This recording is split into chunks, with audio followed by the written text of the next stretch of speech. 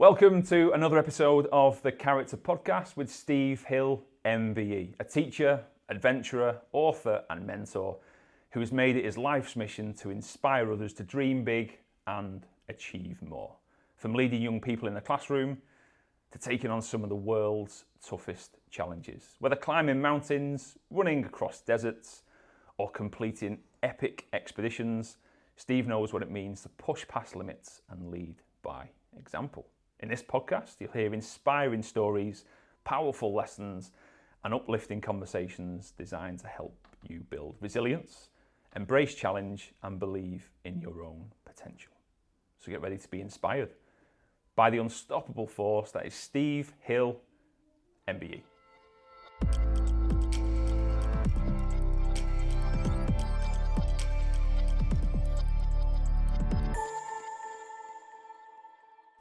Steve, welcome to the show. Great to have you on board. We're finally here. Thanks, Dan. Thanks for inviting me along. It's great to catch up with you. Fantastic. And I can see recent weeks, we're at the back end of the summer break at the moment, aren't we, in 2025? Recent weeks have been busy. Been away? They have, yeah. Been away. Just got back this week from Indonesia. Cool. My Indonesia Jungle Challenge. So it was running 200k through the jungles of Indonesia. So pretty much 5 marathons in 7 days, which was fabulous. Yeah, great adventure. Legs all right? Legs are all right. Quite a few bites on the legs. Toenails still there? Toenails, I've got one coloured toenail, which more than likely will come off in a few weeks. Which I'll just add to the bagging class, but I'll tell you more about that later. Oh dear, that sounds like an interesting bag. Yeah, we have a little for the kids back at school. But yeah, it was fabulous. Great country, great people, great culture. A long way to travel to, but yeah, it was fabulous. Everything expected. Awesome. Really tough challenge, really hot, humid. Yeah. But I do enjoy the jungle environment. It sounds that way. I mean, last night, Steve, just for the listeners, I make a few notes for these pods, and I always try and get some key milestones that people have had in life, and they're all inspiring. And I read yours and I thought, I can't name them all. This is quite long. You've done a crazy 16 years, so hopefully over the next hour or so we can really explore what them 16 years have been like. And also in terms of education, what you're doing at the moment, working in schools is still fascinating. Really lively on the socials, really lively on LinkedIn. You've got this great following because you do so much amazing work. But for the listeners that don't know much about you and who you are, you like to give us a quick summary? Yeah, Steve Hill. First and foremost, I'm a teacher, a class teacher. I've been teaching now for 29 years, and it's gone past in the blink of an eye. So I'm a deputy head teacher and currently teaching in year 4. And it's the greatest privilege in the world. I love being a teacher, I love being part of these children's lives, and being on the journey with them. There's nothing better. But a big part of my purpose as a teacher is, yes, teach the children, educate them, get the best out of them, but also hopefully to inspire them. Absolutely. Inspire them to have big dreams, to follow those dreams. And I'm telling them all the time that, we're all entitled to big dreams. And our dreams should not just excite us, even frighten us. And if they don't frighten us and excite us, they're not big enough. And no one in the world has the right to tell them that their dreams are too big. Absolutely. They've got to believe it, they've got to follow it, and they'll live the most exciting lives. And I bring all my adventures back into the classroom, and hopefully, as I say, it inspires them and plants that small seed of adventure amongst these future adventurers. Absolutely. Hopefully. So it brings a new dimension into the classroom, 100%. And it makes learning a little bit more exciting. And Steve, the working with kids is character testing in itself, but doing the adventures as well is extremely character testing in terms of how you respond to these situations. And today we'll get under the skin of some of the highs and lows of those challenges, because it sounds extremely extreme. But what does character mean to you? Character, for me, it's a massive part of life. I think character, for me, is the backbone that really shapes who we are as people. It's our values, our principles that we live by. It's how we treat other people. It's how we are when people aren't watching. And I think it's about how we respond to situations and, things in life, setbacks in particular. Sure. Do we have a setback, a failure, and we quit and give up? Or do we just dig a bit deeper, grit our teeth, and we get on with it? Ask for help if we need to. So I think good, strong character is, that backbone of who we are as people. And I think it really needs to be developed in young people today, because, as I say, we're going to come across setbacks in life. Life's tough. Absolutely. And we need to have that character, that strong character, to be able to deal with, everything that life throws at us. And that will be setbacks along the way, and that's quite all right. It's quite normal. It's when we often learn the most. So sure thing. A good, strong character will take you anywhere in life. Absolutely. Skills and talents will open doors, if you like, but your character will keep that door open and take you places. I love that, Steve. And I suppose from a development perspective, your character is generally something that, I suppose you're born with a certain amount of character. through DNA, and then a lot of it is influenced by your surroundings as a child. You know, your parents, your friends, your general social network you have when you're so young. What was yours like, and was there any particular moments or people in your childhood that influenced that? Yeah, I mean, I look back, sometimes people say, you know, how come you take on these adventures? And there are, you know, many reasons for that. But looking back, it was a good, healthy, wholesome childhood. Yeah. You know, it was outdoors. There was no devices. It was pre-computers. Right. And we played out. I had a good gang of mates, and we played out, and we had adventures on a regular basis. We used our imagination. We'd go and explore. We'd camp in the back garden at a young age. We'd climb trees. We'd make dens. We'd go and explore old abandoned buildings and so forth. And our lives were outdoors in our little gang of, you know, our merry band and merry gang of friends. And it was just a fabulous time. And, you know, you didn't realise at the time, but it was just, I wouldn't change a thing. Yeah. It was an outdoory, adventurous, pushing boundaries childhood that then progressed, you know, through school to start playing more sports. And a big part of my life then was playing sports, playing rugby for 15, 16 years to a reasonable level up at Waterhead Rugby Club in Oldham. And the friendships I made there are friendships that I still have today. You know, have lasted a lifetime. And the lessons I learned as being part of a rugby team, where you back your mates up, you know, it's a tough, there's no hiding places, and you work hard and give your all, were lessons again that have set me in good stead for the remainder of my life. So, yeah, it all started at a young age, I'm sure, and just enjoying the outdoors and being part of a team and pushing myself and being the best that I can be at what I do. Absolutely. But I never wanted to be a teacher, believe it or not, as I was growing up. I wanted to be a fighter pilot. I wanted to be in the SAS. I wanted, you know, this exciting sort of job, you know, going forward. Police officer, never teaching, but here I am, 29 years into the job. Sure. And loving every minute. So, it was a mum, actually, who put me on to teaching. Right. So, surprisingly. So do you take many of those... Because what it sounds like, Steve, was quite an idealistic childhood in many ways. That it was a lot of fun, a lot of play, a lot of care and love, etc. I bought a lot outdoors. Naturally, the screen time wasn't there to be had. So a way of having fun was to exit the house, play with your friends, and come in when it's dark. And that's probably reputable for people that up until 10 or 15 years ago. Do you try and instill a lot of those values into the young people that you work with in schools about the importance of, I suppose, what could be described as traditional values? Absolutely. I get them outdoors as much as I can. During the week, a lot of sports and PE. I'll take them at the end of the day for a little bit of run around, you know, we play King and so forth, little games we've made up, which they love. And I'll get them out into the local parks and the outdoors. We go litter picking quite often and out to local parks, down the little park. We'll do a bit of climbing trees and sort of discovering dens and getting inside dens and getting down and getting muddy. And they love it. And they're saying, sir, this is great. And I'm pretty much saying back to them, this is called childhood. You should be doing this. You should be getting out playing. And at the end of the day, if the sun's shining, I always say to them, right, guys, home at tonight, go and play out for half an hour. Right. Get out on your bike, go and play out. And I know there's reasons why children don't play out and safety reasons, but it's being out in the open air. You know, the fresh air, nature, it's the best natural medicine, isn't it? Absolutely. You know, just clear your mind. And sadly, you know, a lot of children don't. They're in their rooms all the time at a younger and younger age. All the devices, those distractions are there. And it's about trying to pull them away from those distractions, isn't it? And get them loving being outside, not being afraid of getting muddy and getting dirty, not being afraid of falling out of a tree, getting scuffed knees. You know, I always say, scuffy knees, you know, scabs on your knees, it's a sign of a good childhood. Absolutely. So all the time I'm encouraging them to get out and have their own little adventures. And when they come in on a Monday morning and they tell them what they've been up to at the weekend, they might have been climbing around Dove Stones up in Oldham or, you know, Indian's Head. For them, that's a mountain. I always say that's your first mountain. And they're getting out there. It's a joy to hear that they are wanting to be out there and, as I said, pushing their own boundaries and having their own little adventures. So then, ended up in teaching and a tremendous teacher, but what inspired you to do that? So you say you left school, wanted to get into the military in some way, it sounds like? Some sort of action-y sort of job, absolutely, and that always did appeal. And I think I stayed on to my A-levels. I didn't want to go to university. Right. I was playing rugby at a good level then. I wanted to stay and carry on playing rugby, on my local team with my mates.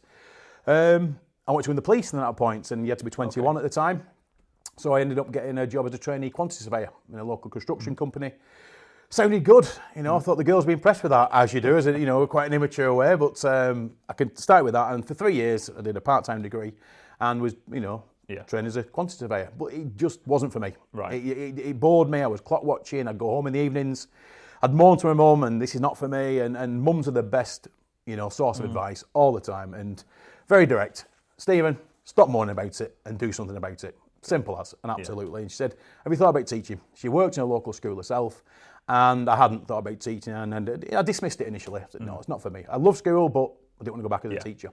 Well, she planted the seed, and it grew, and I thought more and more about it. And I thought, well, give it a go. So I took 2 weeks leave from the job as a quantity surveyor. I did a week's experience in a secondary school and a week in a primary school, and I just loved it. And it just something just clicked, and I thought, this is for me. Yeah. And it was a decision then between secondary and primary, and then I opted for primary.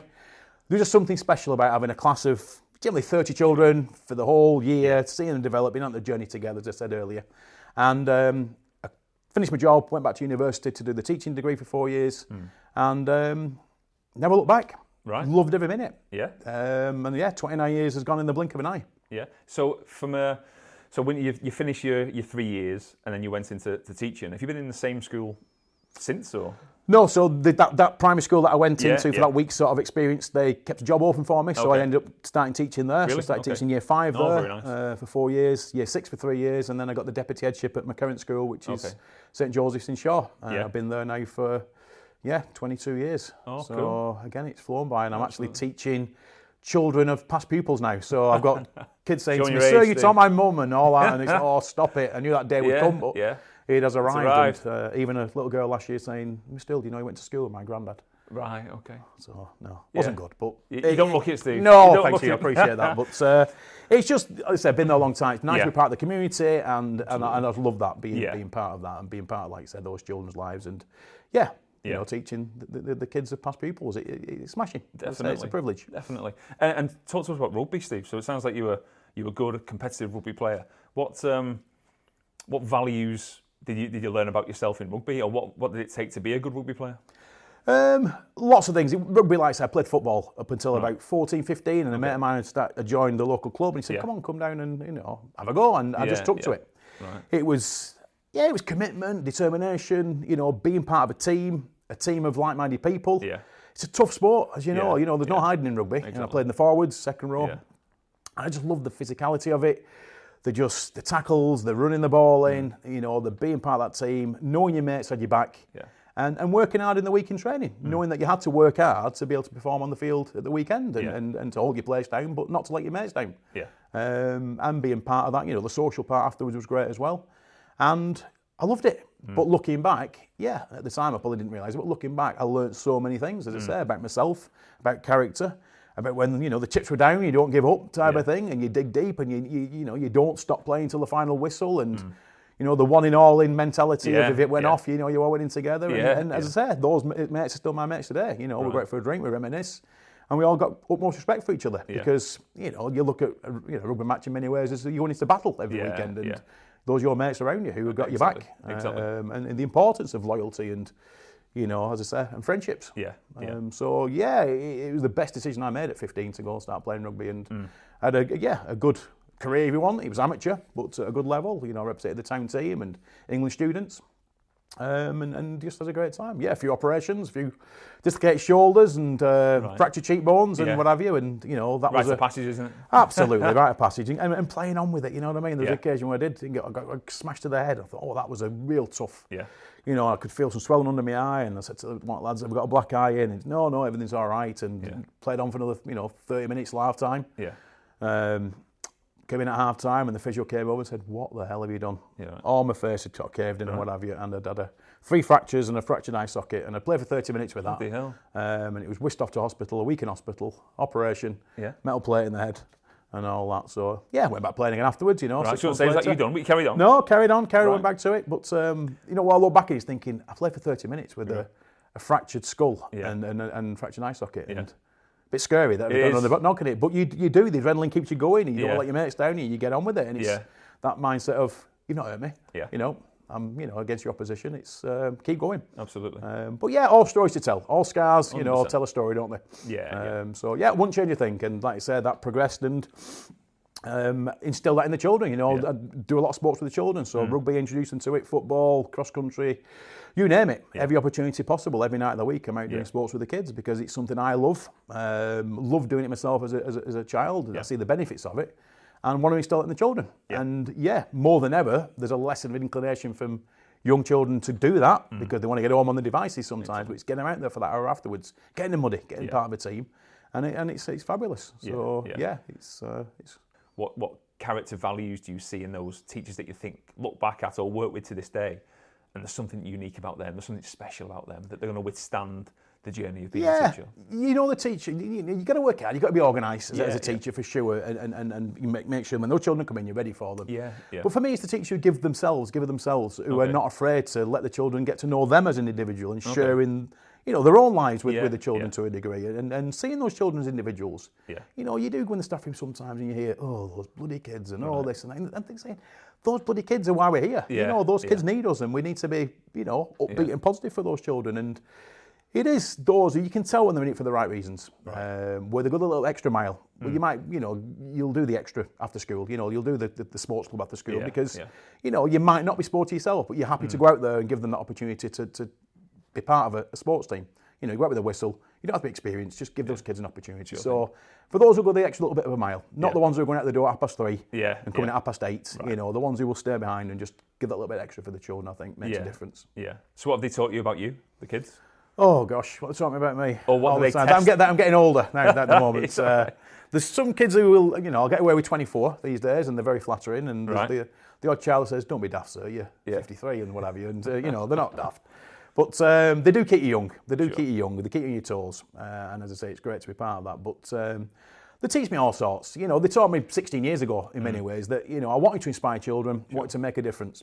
My classroom's full of motivational quotes. It's what I like to think I was living by and what have you. But there was that realisation, and that's where I think that the challenges, the adventure started, where I was preaching to the children.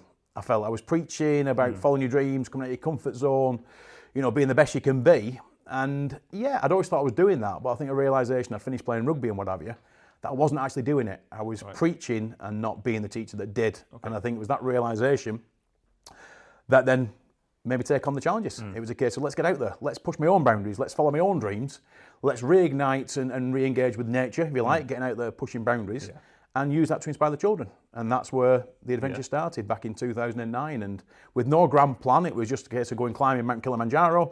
Obviously a high mountain, nearly 6,000 metres in Africa, a country I'd never been to before, and using that to inspire the children and to practice what's on the walls, you know, the quotes, rather than just preaching to them sat in the corner of my desk. And it was an amazing adventure. It pushed me beyond anything, you know, I'd experienced before. I think I was a little bit undertrained because I wasn't sure what I was getting into in many ways. Amazing experience to get to the summit. Couldn't wait to get back to class to share it with the children. And that infamous one-liner from the children I got back was, "What's next, sir?" And there was no plan to do any more. And it was like, what is next? Where am I going to go next? What's the boundary am I going to push next? And 1 year led to another year, to another year, and the challenges have just continued ever since to this week, as I say, getting back from Indonesia. And that decision 16 years ago to start taking on challenges, to bring it back to the classroom, was life-changing for me in many ways. It was a crossroads. It was a life-changing moment because it's allowed me to go to so many different wonderful parts of the world off the beaten track. I talk to the children about wow moments in life. You want wow moments where you just think, wow. And I've had so many wow moments, whether it's running under the northern lights, running past the erupting volcano, you know, standing at the top of a volcano or mountain when the sun's coming up through the clouds.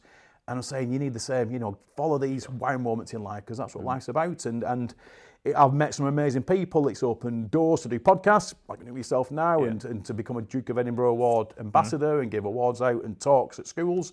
Nothing I ever planned on doing, but it's just been an amazing journey since that moment of deciding to, you know, go and take on challenges. And was there a lead up, Steve, to that moment? Because that's quite a poignant shift in life, right? Especially when you've got an all-encompassing job up until 2009 of teaching, and to not give up the job. To give up the job and then make the change would be one thing. To continue doing what you're doing and then have these huge adventures and the charity, plus all the additional work that you do.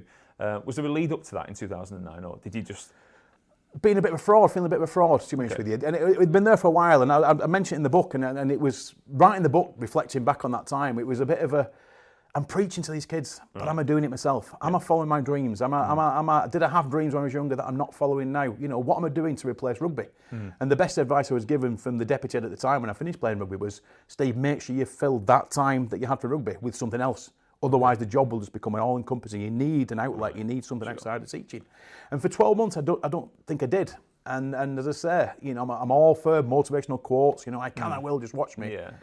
And it was like sitting in my classroom, and I was just thinking, am I doing what I'm preaching to these kids? And the answer was no.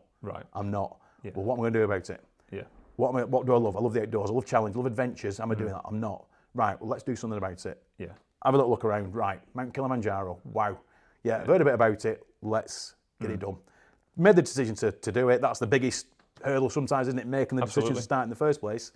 Trained, involved the children in the training. They all got very excited about Africa and this mountain survey was going to challenge. It was all new to me. And then, the holidays came. The kids gave me a great send-off. I had little letters in envelopes saying, to open on day 1 and day 2 and day 3, etc. And off I went to Africa for the first time, which was an experience in itself. And then this huge mountain, the highest mountain in Africa, in Tanzania.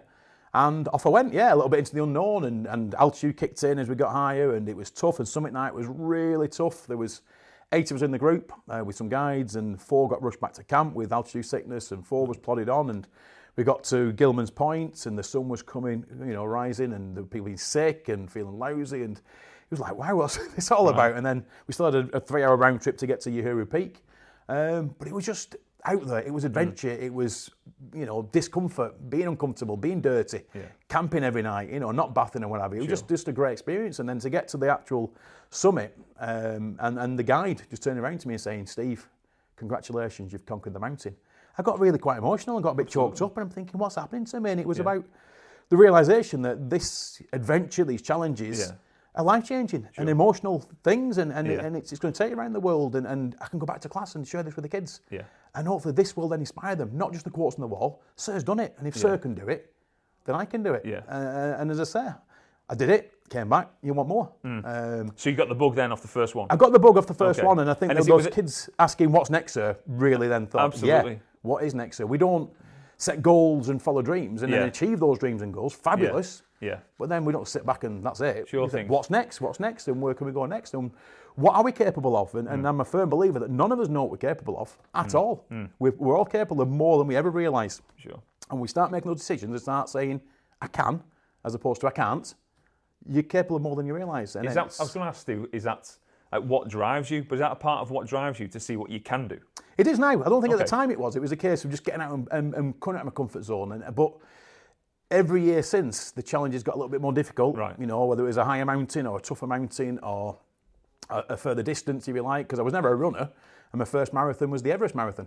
I thought, oh, yeah, that sounds good. I'd never run a marathon at all, at this point in my life. I never run a marathon. And I thought, yeah, I'm going to have that. My first marathon, because I'm not really a runner, I'm a determined plodder, will be the highest marathon in the world. And people thought, yeah, you're bonkers, you're daft. But no, this was going to be my first marathon. I was going to get to base camp and run a marathon at Everest. Wow, how exciting. And so that was in 2014, which was brilliant. And that's led me then to lots of other multi-stage running events. Not being a runner, as I say, I'm just a determined plodder. But yeah, it was about pushing boundaries. And then that realisation, if I can run one marathon, can I run 2 marathons? Can I run 3? Can I run 4? And I think there was a bit of that because after the Mount Everest Marathon, I thought, well, how can you beat that? How can you surpass that? And the following year, I did the North Pole Marathon, which was my second marathon. So again, bonkers, running around the North Pole at minus 48 degrees, It was ridiculous with guards on the course to scare away polar bears. It was bonkers, but amazing to be stood at the North Pole. Then it was the Petra Desert Marathon, so again, extremes from minus 40 to sort of plus 40. But then there was a bit of that with the kids thinking, come on now, sir, up your game a little bit. You've done some of these tough marathons. Let's see, sort of see if you can run a little bit further. And, the big turning point in my eye was the following year, 2017, was the Amazon Jungle Ultra, multi-stage, self-supported race in the Amazon Jungle. So yeah, it was pretty much 250k through the Amazon Jungle, self-supported, sleeping in a hammock, but carrying everything, carrying all your food, your hammock, anti-venom pump, everything you need to survive in the Amazon Jungle for 6 days. I thought, wow, that is some adventure. I mean, God, way beyond anything I'd done before. Kids were so excited about that. Because I might get eaten by all sorts of animals and what have you, but it was ridiculous. It was ridiculous, but I wanted to do it. I did it. I trained hard, got all the equipment, and then found myself on the start line in the Amazon Jungle with some of the most accomplished ultramarathon runners in the world. Well at my depth in many ways, but no, in other ways not, because I believed in myself. And a message I always give to the kids is through self-belief and hard work and determination and never giving up when things get tough, anything in life is possible. And I lived by that myself. And I was on that start line and I had no experience of multi-stage running, but I believed in myself and I was going to have the best adventure. I wasn't going to race anybody. I was just going to make sure that I was pushing myself in that, most, toughest terrain where, you know, the race director said before we started, be careful out there, guys, you know, jungles are designed to kill. And it had everything. You know, you teach the Amazon jungle in class, and I was in the Amazon jungle, and it was amazing. Yeah. And yeah, there were ups and downs, and it's where, you know, the trainer split, and we can talk about more later if you like, but sleeping in a hammock at night, you know, carrying everything. I was at the back of the pack, I was coming in, you know, in the dark at night, you know, others had finished way before me. Yeah. And I wasn't comparing myself to any of those people on that start line, you know, at all throughout the race. Everyone was supporting each other. Yeah. The guy who came third in the MDS couldn't put a hammock up, so I ended up helping him put a hammock up on the first couple of nights. But that was another message to the children, was don't go through life comparing yourself to other people, because it will sometimes stop you doing things. I was on the start line of the Amazon Jungle Ultra, having never run an ultra before, just you know, single marathons with some of the most accomplished runners in the world. Yeah. And I could have felt really insignificant, inferior there. I didn't. I felt really confident in myself, proud that I got to the start line. And that's a really big message, I think, for young people. Don't compare yourself to other people. Absolutely. Do your best in whatever you do, and no one can ask any more than that. Do you look back at an event such as that, which seems seismic, and was there any dark times during that period? Yeah, there are. And like I say, you do look back with rose-tinted spectacles. You remember the finish line. You remember getting to the finish and the medal and the celebration afterwards. You forget the likes of the day. But one that really stuck in my mind, as I mentioned about the trainer, and it's a full chapter. Well, it's a chapter in the book, you know, Jungle Shoot, and it was at the end of stage one. So I'd prepared as well as I possibly could. All the equipment, everything, you know, the advice had been given. I'd finished stage one in the Amazon jungle. Came into camp pretty strong, you know, like I said, near the back of the pack. I'd often get the worst hammock spot because all the others had finished before me. I'd get one with full of ants and what have you. You get a bit of dry, you know, hydrated food down you. Get your wet clothes off because your clothes are constantly wet. Probably get 3 hours sleep a night, if that. You know, less sleep than the other runners because I was finishing later. We all started at the same time the following day, so you know I was doing it tough. You know, I was out much longer than those guys. I was running through the night, and I would often say to those guys, "You're finishing much faster than me, but you're missing out on part of this experience. I'm running in the night, so you're not getting that experience. I'm savouring this moment of being in the jungle." You know, I'm sort of giving them advice, these experienced runners, saying, stop looking at your watches and your split times. Just take in what you're on. Because it's about enjoying the journey, isn't it, as much as anything. But the following morning, woke up, again, tired, but feeling strong for stage 2. Got my wet clothes back on, had a bit of dried food, hydrated food, and then went in to pick my trainers up, and there's a giant rip down the side of one of the trainers, a real turn. I thought, oh my God, Christ. When did that happen? Obviously the night before, not realised it. Whether I'd caught on a rock or something, or a crocodile maybe had just had a snap at me, you know, I was excited, or one of the other runners had sabotaged me, you know, to slow me down. I don't know, I joke, but I sat there in disbelief. I think for the first time in any of the challenges, and in my life in many ways, I thought I'm going to have to quit. There's no other option. I'm going to pull out. I've got another, 5 marathons to run here. In the toughest terrain, and I've got a big breakdown trainers. You know, I put it on my toes, almost my whole foot sort of came out through the side, and I thought, well, that's it, game over. And I thought about the kids back at school, and you know, what would they say to me? What would they say to Sir? And they said, get on with it, sir. As I said to them, get on with it. Don't be quitting. I don't want to let them down. You know, if it comes to the point where there's a danger and you've got to sort of stop, you've got to listen to people with more experience than you. But if it's just your mind games yourself, you know, there's no way it's going to happen. I spoke to the race director and I said, you know, Chris, you know, look at that. He went, what the hell have you done, type of thing? My God, just, you know, use your gaffer tape. I went, gaffer tape? He went, yeah, everyone brings gaffer tape. I ain't going to. I take gaffer tape with me now in every challenge, but you're learning all the time, and I see that as every challenge I do with you know, different types of challenges. I'm learning about myself. Right. I'm learning about what's needed. So gaffer tape now, it solves many problems. Yeah.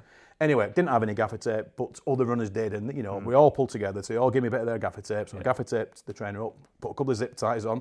Not ideal, lost all my grip, but it kept the trainer on my foot, and it kept my foot in the trainer. But it kept me in the race, and it continued through the stages. And I was out there for 54 hours in total. And you used them for the rest of the race? Used it for the rest of the race. There was no other option. Still got them? Still got them. I do take when I do talks in school. I often take the trainer. It's been to Buckingham Palace. I've used it in talks there, and it's like the famous trainer. And I use it, and I said the trainer's a little bit like life. You know, we work hard in life, and we prepare for all eventualities, but there's always going to be setbacks. Sure. There's going to be setbacks, whether we like it or not, and however hard we work, we're going to get those setbacks. The setback's not important, really. It's how we respond to that setback. Absolutely. We can sit there and feel sorry for ourselves. We can blame all the people around us and quit. Or we can sit there, we'd not like the setback, but we can look for solutions. Yeah. We can look for solutions. We can get the gaffer tape out and the zip ties and stay in the race. And that, for me, is a good lesson in life, isn't it? No matter what setback we've got, ask for help, ask for support, don't quit. Go a little bit slower sometimes, and stay in the race. And that's you know, applicable to all aspects of life. Those values there, which are incredible, I suppose resilience is right at the core of that, right? That you've got. circumstance after circumstance, whether that be a physical challenge of being out of breath, legs tired, or something, out of your control, shoes breaking or whatever that might be.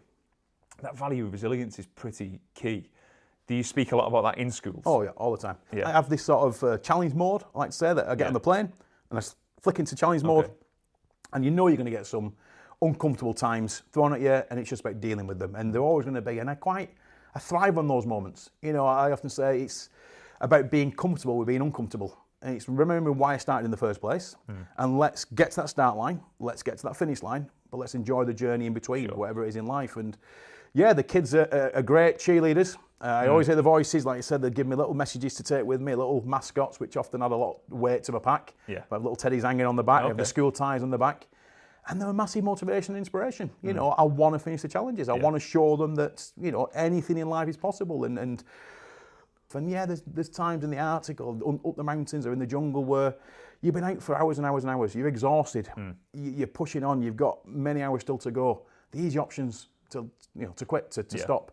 And there's always going to be those little voices in your head that's saying, come on now, Steve, have enough, enough's enough. But as I said to the kids, there's always that little one lone voice in your head that says, nope, come on, let's keep going. Let's ignore those other voices. Let's keep moving forward. If it's one step at a time, and another little mantras, left foot, right foot, repeat.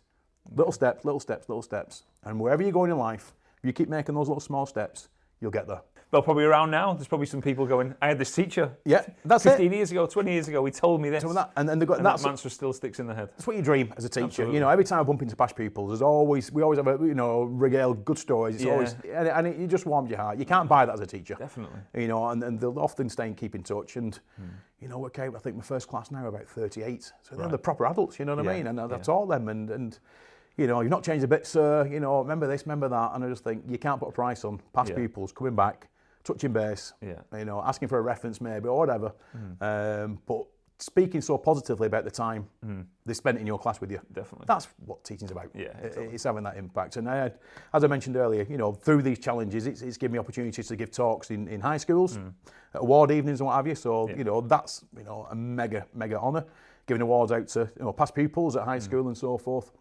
And then Duke of Edinburgh Awards.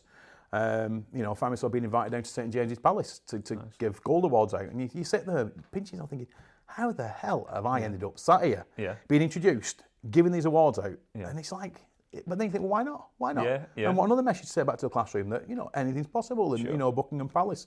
And it was a few years ago where I was at St James's Palace giving the awards out, and there was 2 past pupils there receiving the gold award that I taught in year 6. Wow, okay. They were now at university. Yeah. I thought, that's special. That's just what comes around into the whole circle. And that was really special. They were there with the parents and what have you. And magical, 100%. Special.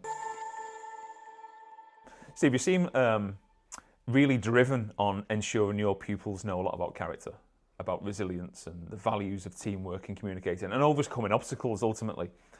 What are the pressures that are around that though, in terms of, because a lot of pressures naturally being a teacher, certainly in Key Stage 2, that you've got to hit specific criteria to try and teach that as well as instill a wide set of values, and sometimes could be quite traditional values to a certain degree. Are there any constraints with that? Like, what are the challenges that you can see in your role? There are always some constraints, because there's so many demands on what you've got to get through in a day, just in a day sometimes, and it's ridiculous sometimes. It's from one thing to the next, and sometimes you've got to take a breather and just have that conversation with the children, because sometimes we are producing robotic kids who just write the date in the waltz, do the activity, finish, collect the books in, out again, new date waltz, and it's like just having time for conversations and having, sharing the adventures with them and so forth, and developing that mindset. I have a quote, I can and I will, just watch me. I can and I will. Fabulous. And a little girl last year, I'll always remember it, and I thought, the message is getting through about believing in yourself. She made me at the end of the year this welded, nice sculptured thing with a quote on, done it with her dad, and she's 9, 10-year-old, and it was, I can and I will, just like Mr. Hill. And I thought, why have I never clicked with that before? And I thought, the message is getting through. Yeah. And I think that's the most important thing as a teacher now, with a lot of experience. Yep, we do the maths, we do the English and what have you, but for me the most important thing is getting these children believing in themselves, raising the self-esteem, showing them that they can do things, helping them along the way, but preparing them for that next step that they can do what they believe they can do, and just having that confidence to be the best that they can be and not compare themselves with other people, because there's always going to be those academic differences, and not, judging those children on the same playing field. It's not fair. It's not a just playing field. Yeah. It's the old adage of that cartoon, isn't it, where, all these animals are stood there and the test today is climbing a tree. So the monkey goes and exceeds and the penguin fails because the penguin can't climb trees. And we expect all our children to be academic in some ways, and they're not all academic. We do the best. But as I say, the key thing now in education, I think, is developing character. Absolutely. Like what you guys are doing. Like you say, I'm a massive fan of what you're doing. It's what every school needs. Yeah. And we don't see that all the time. We get children with low aspirations. If I get a chance to go in schools and do an assembly and do a talk about my adventures, I always start by saying, put your hands up who's got big dreams. And you see a lot of children sort of shifting a little bit and then looking down and not putting hands up, and you might get 7 or 8 hands up. You think, oh my God, they've not got big dreams. And at the end of it, hopefully more hands are going up, but it's like low aspirations. Yeah. And we've got to get into that. Why have children? Yeah. Do you think that's societal pressure, Steve, where people assume that they've got to conform? I think there definitely is that. And in schools, we promote that, don't we? That, success is based on passing your tests and passing your exams, even from a low age. Spelling tests, and but it's about being your best, isn't it? Sure. Some kids are good at spelling, some kids are not so good at spelling at this point. But the ones who are getting a 10 out of 10 are the successful ones, and the ones who are not are not successful. Then it's your SATs, and then it's test, and that's where it's best. And then do really well and stay in for A levels, and then go to university, and then get a good job, and then get yourself in debt by getting a mortgage, having 2 or 3 children, and then work for the rest of your life, paying your mortgage off, and then, at 67, 68, 70, retire and then go and live the rest of your life. And it's like, no, come on. Yeah. You live your life alongside all that, don't you? Go and travel, go and see the world, and that world's there waiting for you. I think you find a lot of young people, Steve, seeing themselves, you alluded to before, the tree analogy, seeing themselves as a failure because academically they're not flourishing. They might be middle of the pack, they might be quiet, they might be reserved, or they might be failing, they might be behind where they should be. But their values could be incredibly strong. Yeah. And there's a backstory behind every young person, right? You don't know what that person's been through or what they faced that morning or what's going on at home or anything along them lines. So the very fact that they're limiting themselves or even prejudging themselves as, well, my ceiling is here because that's how I'm performing at the moment. Because academically, that's what I'm being told. Where in fact, there's a whole wide world out there. Some of the most successful people on earth weren't great at all in primary and secondary school. I'll caveat that with, I think it's super important to have a really strong education and for people to engage with school. Nonetheless, that's not your success factor. That's not your limiting factor. It's purely going to give you potentially short-term wider opportunity. It's a good work ethic, isn't it? I think you can see still a good work ethic. Work hard at whatever you do and be the best you can be, isn't it? But you like say, you get that child who's sat on what they deem the bottom table all the time. That self-esteem, it's eroding away all the time, isn't it? It's about giving children all opportunities to succeed, isn't it? In whatever different ways, isn't it? Exactly. Whether it's PE or the musical side of things, the arts. But, those subjects often are sidelined at the expense of your maths and your English because, we're not doing PE today because, we're not finishing maths. That's not right. That shouldn't be happening, Art, we're going to give an hour a week to or an hour a fortnight to. It's about giving those children a chance to shine, isn't it? And making them feel seen. So then back to your adventures then, Steve. It's a big question and probably something you get asked all the time. What do you look back on as your biggest challenge to date? I think the Amazon jungle was a turning point. Okay. It made me realise that, I can do more than these one marathons. Because the Amazon jungle led to the Arctic Ice Ultra, which was, again, 6 marathons, 5 days through the Arctic wilderness, in February half term, middle of winter, minus 38 degrees, self-supported again. But for me, it was breaking it down into manageable little chunks, which all the challenges are. Whatever the distances you're covering, it's like, well, you don't think about the whole distance, the whole 40 marathons. Think about the first step. Yeah. The first step becomes the first mile, becomes the first checkpoint, becomes the first day. Done. Right, let's think about day 2. Let's not think about 14 marathons. Let's think about just day 1, then we'll think about day 1 tomorrow. And you break things down, whatever it is in life, isn't it, that you've got this big undertaking or it's getting on top of you a little bit, whether it's exams and so forth. Just split it down to small, manageable chunks, a lot of little successes, pats on the back as you've achieved these little steps. And before you know it, you've done your 14 marathons. Absolutely. But I would say the Amazon jungle was probably the toughest. There were more dark moments, lonely moments, in the jungle, in the night, where the easy option would have been to just to quit. Right. But it was a case of you just keep moving forward, keep pushing. Yeah, it's uncomfortable, but we can do this. Yeah. And that positive mindset, one step at a time, keep going. Think about the kids in school, think about the charity we're raising money for, and just think about, why we started in the first place. I've not come all this way to quit if I don't have to. So when you go into these countries, Do you get involved with the locals, communities? Do you get to as know much as who possible, they are? as possible. So yeah, and that's a great thing about it, seeing the culture, being part of the culture. Sometimes if it's a short holiday, it's in, challenge, back home again, and I always think it's a bit of a shame, but you know, the holidays are restrictive. But if we get the chance, so Uganda's a prime example there. So I went to Uganda in 2018. A challenge of a different type. It was to do the Uganda Marathon. Right. I'd always wanted to go to Africa and get involved in sort of some hands-on project work. And I saw this event, the Uganda Marathon, which was a week-long adventure, getting involved in community projects and running a marathon at the end of the week. I thought, you know what, that's great. And that was like an in-between challenge. It was in May, June holiday. I saw a big challenge in the summer.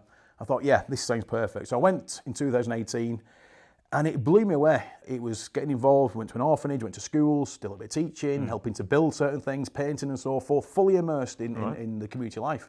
And it came to the marathon at the end of the week, and I thought, this is going to be a non-entity. This week's been amazing. Yeah. But the marathon was special. It was running through the villages.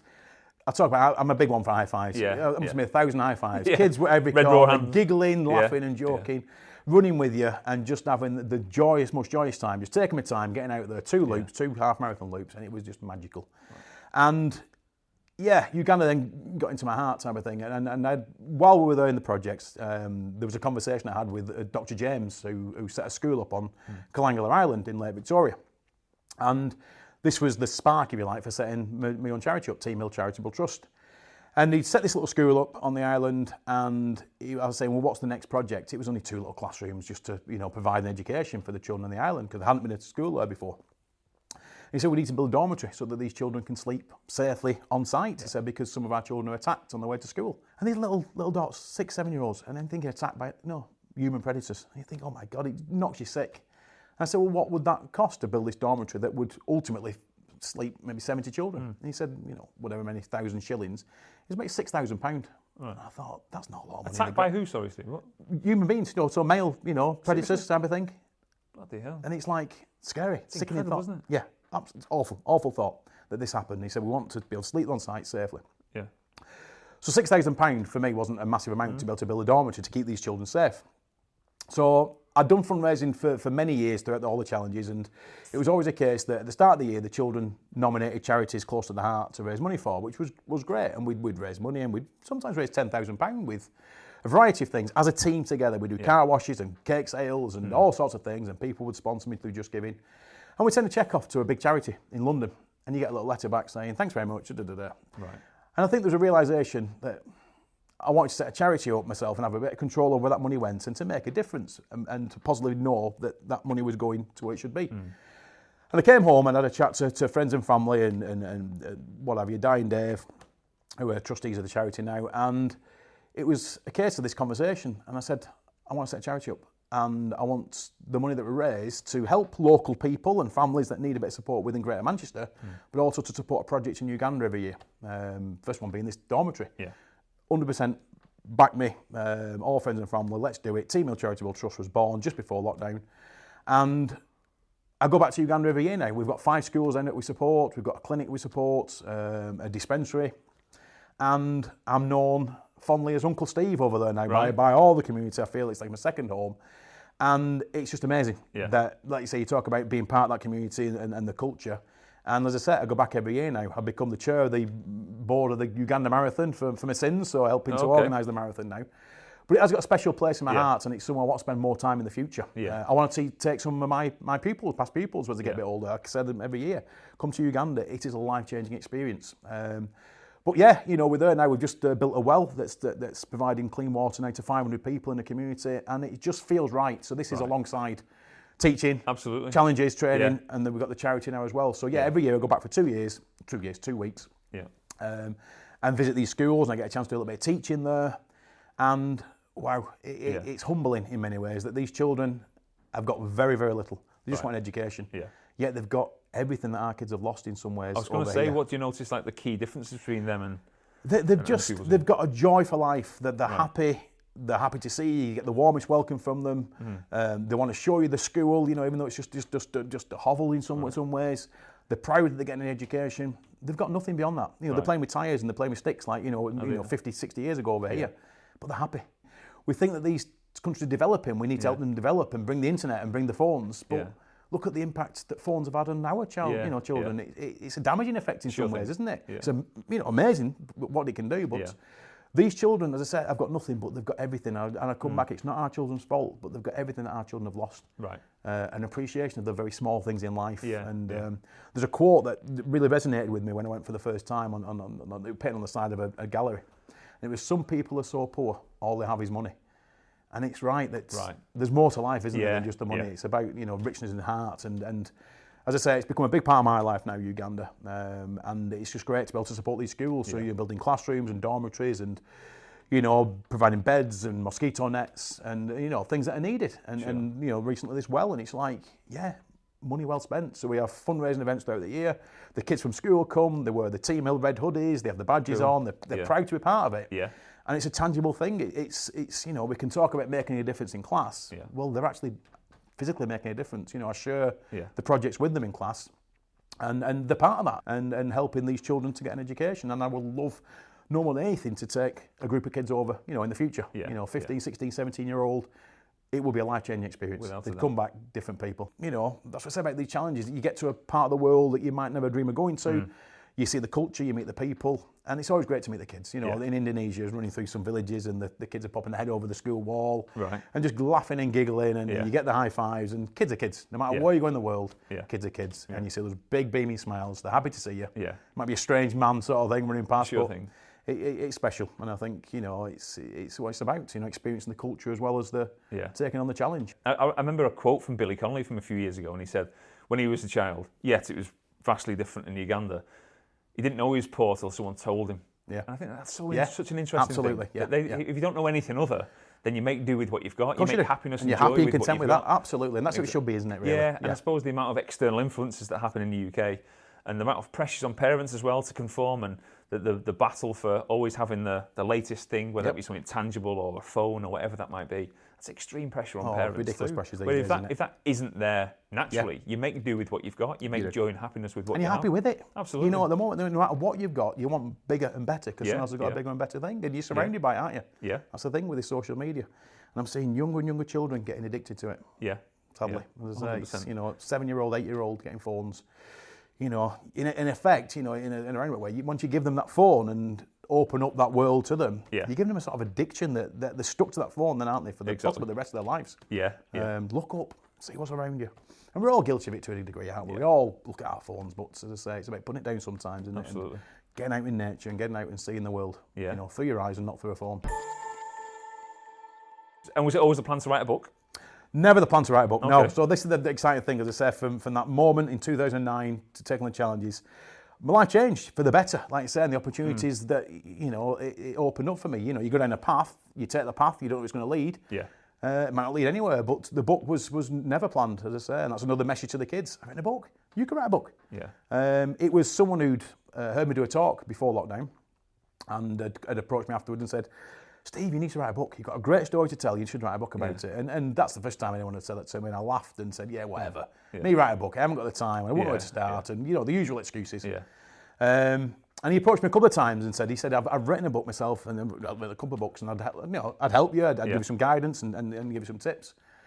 Didn't think much of it. And then lockdown came. And again, he got in contact. I thought, why not? Let's give it a go. What's to lose, sort of thing. And my goodness, it was a great experience. It was an adventure of a different kind. In lockdown, I couldn't do any travelling, as none of us could. So I like to say that it was adventure of a different time. Rather than chopping my way through jungles, I was chopping my way through paragraphs and sentences and chapters and so forth, and coming up with titles for chapters and the book cover. And it was just a way of reliving some of the adventures. Yeah. As I say, and it brought back lots and lots of memories. And it was an amazing experience, and nothing expected. And it was hard work. It was pretty much a 2-year sort of process. But to get it to the point of publication, and then to have the boxes, some boxes delivered to home, and sitting there looking at the box and thinking, I don't open it. What if I'm disappointed? Yeah. But opening that book, feeling the box and feeling the book, it was like nothing else. It was magical. And I had a couple of book launches just that year, so it was 2022. I had a very nice posh book launch for the adults, violinist and lovely prosecco and all that. And I sat there for 5 hours, signing books. It's a constant flow of people who are new, family, friends, and what have you. It was an amazing night, a room full of magic.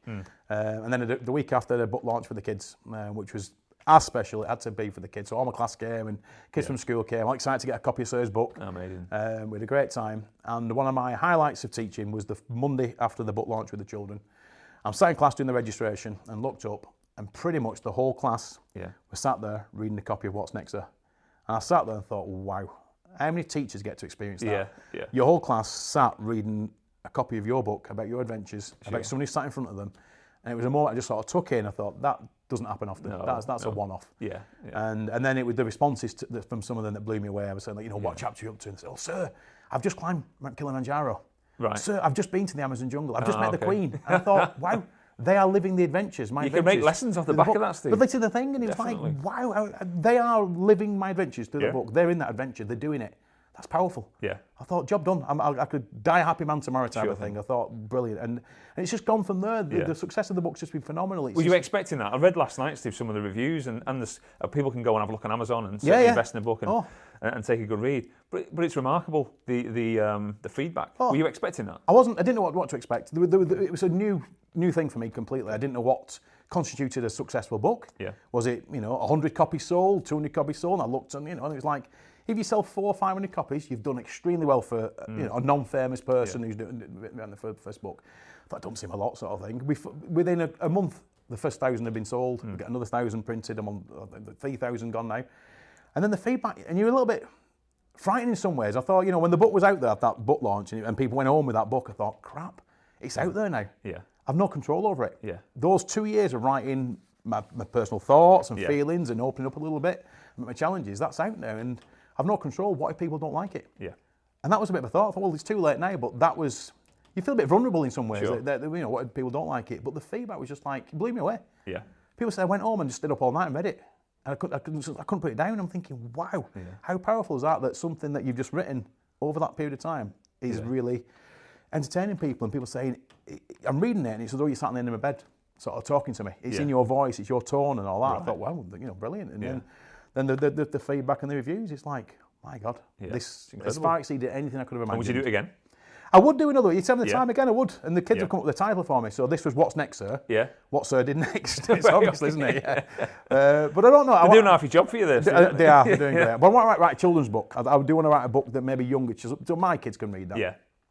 But maybe 3 to 5 year olds, where there's a character, a Mr. Hill character maybe, who goes on adventures, takes maybe kids along with him, and it's all the character traits that you want to instill, like teamwork and resilience and determination and character, people that you meet on the journey, being kind to people, and just having maybe different chapters of different environments, so an Arctic chapter, a jungle chapter, a desert chapter, a mountain chapter, and the journey that Mr. Hill goes on, the adventure of Mr. Hill with his children, and just really developing that character side of things that you want in children, for 3 to 5 year olds. So let's talk after the pod. Let's do that. Somebody could do. Let's collaborate. Let's do that. I'll write that down.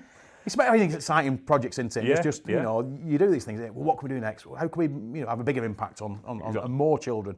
What big thing was to get a copy of the book into every school in Oldham. We did that. We got something through sponsorship. Every school in Oldham's got a copy, and Rochdale. And I just thought, I want every kid to read this book because it does inspire. It does make you follow your dreams. Want to realise that you can get out there and follow those dreams. That was a big thing. But little steps, small steps. Yeah. And to ask an obvious question, what is next for you? What's next for me? Well, school on Monday. Back in. The summer holidays is finished. So back to the inset Monday and Tuesday. Kids in Wednesday. And away we go. A new school year, as I said, the year 30 teaching. Still excited. Yeah. Still look forward to that new class, having that chat with them on that first day and the excitement of the year ahead and that journey with them. So that's for me. And then, challenges. So, Have you got your eye on anything in particular? As I say, I've got a list of things that I can do that are beyond school holidays. So I want to run across New Zealand. Right. I want to do a challenge in Australia, but run across New Zealand. Climb Everest. I want to do the South Pole Marathon. To summit Everest? I'd love to summit Everest. And then it's always been there, but then you see some of the pictures and the photographs of the queues to the summit, and I think, it loses a bit of its magic when you see that type of thing. But again, it's expensive. To go with a reputable company, you're looking at £40,000-50,000. Right. As a poor old teacher, you can't justify that. But there's other mountains. So Mira Peak, Island Peak in the Himalayas. So I do want to go back to the Himalayas and climb some, 7,000 metre peaks potentially. But it gets harder because I think I've run these sort of marathons. You want something to be different, but you've only got certain, jungles, deserts, mountains. But this year again, back to the jungles, but it was a different experience from the Amazon jungle. Yeah. So for me, what's next is just to keep pushing my boundaries and using that to inspire, the children that I teach and anyone who I get asked to do a talk for, because the impact is there, and you don't expect it. You just think, who wants to listen to me? But when you do a talk and you get some amazing feedback, it's like, well, it has made a difference to people. Absolutely. And that's really special. So, I'm getting older. Teaching will come to an end at some point, but I don't want to slow down. I'll keep doing the challenges, keep sharing it, getting more schools to share the story and to inspire more children, like you're doing yourselves, isn't it? Developing that character that we know is so important. Exactly. Not just for school, for life, beyond school, isn't it? That will take you through life. So there's if you had one piece of advice for both adults and children about character or the skills and values you've learned over your challenges and career as a teacher, what would that be? Yeah, a piece of advice, I think, first and foremost, would be not to worry about what other people think of you. Right. Don't go through life comparing yourself to other people, because I think it's so restrictive, young people especially, and older people. We're too bothered about what other people think of us. So don't worry about what other people think of you. Believe in yourself, as I say, and have those big dreams, and make sure those dreams do you justice, and have the confidence to follow those dreams. And if you fail and have setbacks along the way, it's all part of it. Just embrace it and learn from it, because that's when we learn the most, that's when we grow the most, when we have setbacks. It's not going to be a smooth road. Life isn't going to be a smooth road, but enjoy the ups and downs and just roll with it, type of thing, isn't it? And get outdoors. Go and explore our world out there. It's a wonderful world. It's a magical world. Don't restrict yourselves to just your local environment. Get out there, see it, have the wow moments wherever they may be. See the sunset, see the sunrises, see these special things out there, and live your life on your terms, not on other people's terms. Don't listen to the knockers in life, because it's not about them. People who tell you that your dreams are too big. Yeah. No, it's not about them. It's about you believing in it. Get out there, follow those dreams, get excited about it, and keep setting new dreams, and love your life. And if you can make a bit of a difference along the way with other people, take them with you as well, and that positivity. Yeah. Steve, it's been amazing. So for those listeners that didn't know much about you and want to know more, either for your book, your obviously podcasts, the work you do in schools, etc., where can people find you? I've got a website, which is www.stevehillmbe.com. I'm on Facebook under Steve Hill, Instagram, SteveHill_MBE. And I try to share these adventures and share the messages. I like to think, the things I put on social media are positive things. Absolutely. Whether it's Uganda projects and the challenges and the messages. So, it's out there and on LinkedIn as well. So, it's great if people follow and see what I'm up to is in some small way inspiring. And if it makes a small difference for one person and gets them out there, as I say, it's job done. Absolutely. Steve, it's been amazing to catch up with you, honestly. I think we've obviously worked together in years gone by, and you've worked with Commando Joes in years gone by, but to hear your story it's just so inspirational, and fingers crossed it's the start of another journey with Commando Joes too. Absolutely. No, like I say, it's been great to come along and share, because as I say, I'm a massive fan of Commando Joes. Everything you're about and you stand for, your values, is everything I believe in as a teacher. Yeah. It's about developing character, developing those children, developing confidence, and getting them out there doing and working together. Absolutely. Which is everything you're doing. So keep up the great work you're doing, and I'm proud to be, in a small way, part of it. Yeah. Likewise. Lovely. Cheers, Steve. Thanks very much. Thank you, Dan. Great to have you on. Thank you, mate. Cheers. Thank you. Thank you for listening to today's podcast with Steve Hill MBE. Remember, success isn't about waiting for the perfect moment. It's about stepping forward with courage and making things happen. If today's episode's inspired you, don't forget to like, subscribe and share so we can spread the message even further. Join us next time to hear more from character-filled characters. Thank you for listening. Take care.